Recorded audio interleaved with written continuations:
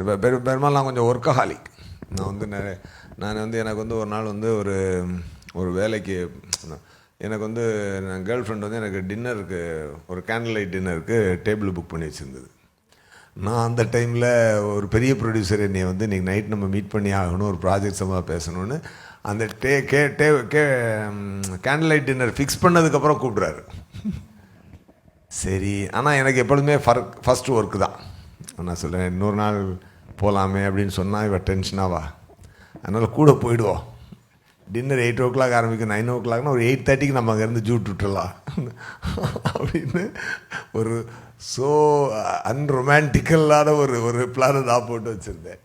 So அது முடிஞ்சால் 8:30 போனால் 8 o'clock போனால் அவன் ஆர்டர் பண்ணி ஃபுட்டு வரதே 8:30 தான் வந்துச்சு. ஸோ அப்படின்னு சொல்லிவிட்டு நான் இந்த மாதிரி ஒரு அர்ஜென்ட்டாக போக வேண்டி இருக்குது அப்படின்னா மூஞ்சி மாறிச்சு, டென்ஷன் ஆச்சு.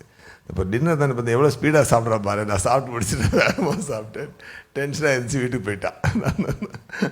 நான் அதோட போய் மீட்டிங்கெல்லாம் முடிச்சுட்டு நைட்டு 12 o'clock போய் பெல் அடித்தேன். இது சத்திரமெல்லாம் கிடையாது, நீ கிளம்பு அப்படின்னு.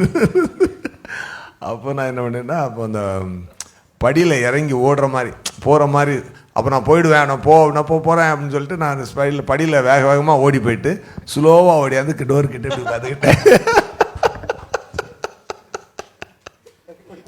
ஆமாம்.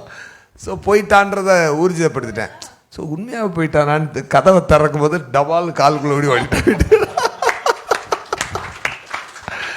ஊட்டச்சத்துக்கள் நிறைந்த பிசுபிசுப்பில்லாத சன்லேண்ட் ரிஃபைன் சன்ஃப்ளவர் ஆயில்.